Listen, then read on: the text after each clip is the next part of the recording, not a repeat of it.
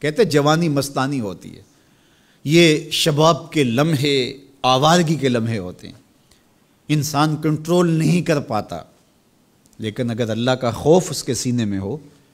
اس کی محبت اس کے رگ و ریشہ میں محو نفوذ ہو، تو پھر جوانی میں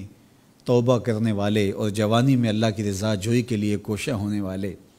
اللہ کی خاص رحمتوں اور کرم نوازیوں سے مالا مال ہوتے ہیں۔ ارشاد فرمائے ان شبابہ فیما ابلہ، جوانی کے بارے میں پوچھا جائے گا کہ جوانی کہاں بسر ہوئی۔ بعض نے یہاں ان جسدہ فیما ابلہ، ابن حبان نے اور امام ترمذی نے جو حدیث روایت کی ہے اس میں یہ لفظ بیان کیے ہیں کہ جسم کے بارے میں سوال ہوگا، یعنی جسم کے ایک ایک عضو سے پوچھا جائے گا۔ تم سے پوچھا جائے گا تمہارے ہاتھوں نے کیا کیا، تمہاری آنکھوں نے کیا کیا، تمہارے کان کیا سنتے رہے، تمہاری زبان کیا بولتی رہی، تمہارے قدم اٹھ کے کن راہوں کا سفر کرتے رہے،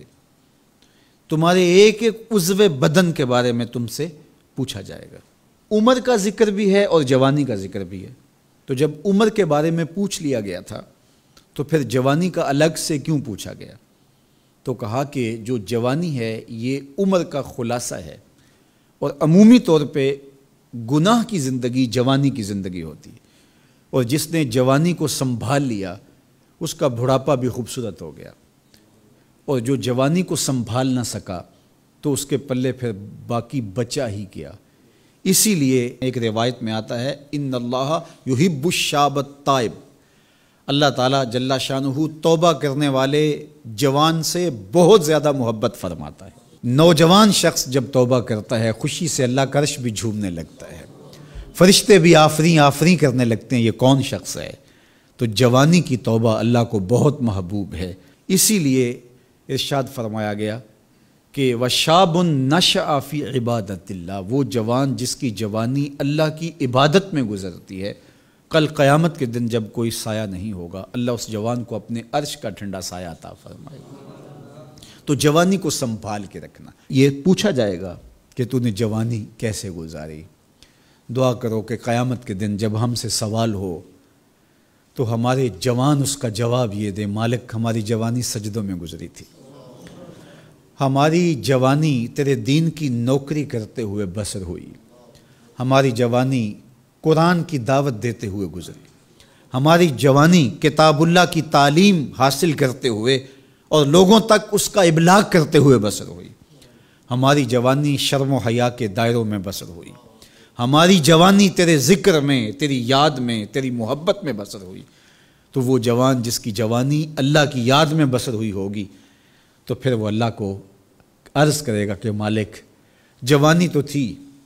شباب کی جولانیاں تو تھیں، میرے معاصر میرے ہم عمر شباب کی لذتوں میں کھوئے ہوئے تھے، لیکن مالک میری پیشانی سجدے میں تیرے حضور جھکتی تھی اور میری آنکھیں تیرے حضور آنسوں کا خراج پیش کرتی تھیں، پھر میرا مالک اس جوان کو کتنی کرم نوازیوں سے مالا مال کرے گا۔ جوانوں کو جو اس وقت میرے مخاطبین ہیں میں کہوں گا کہ اپنی جوانی کو اتنا ستھرا اور پاکیزہ بنا لو کہ کل حشر کے دن شرمندگی نہ ہو کہ جوانی کو تو ہم سنبھال نہیں سکے، ہم دیوانے ہو گئے تھے، ہماری خواہشات بے قابو ہو گئے تھے، ہم اپنی عصمت کے جوہر کو محفوظ نہ رکھ پائے، ہماری نظروں سے حیا اور شرم کا جوہر اڑ گیا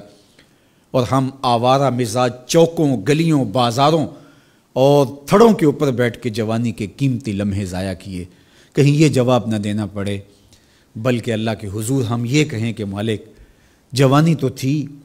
شیطان بھی پوری طرح سے حملہ آور تھا، لیکن ہمیں تیرے محبوب علیہ السلام کے فرامین یاد تھے، اس لیے جوانی تیری محبتوں کے سائے میں بسر ہوئی۔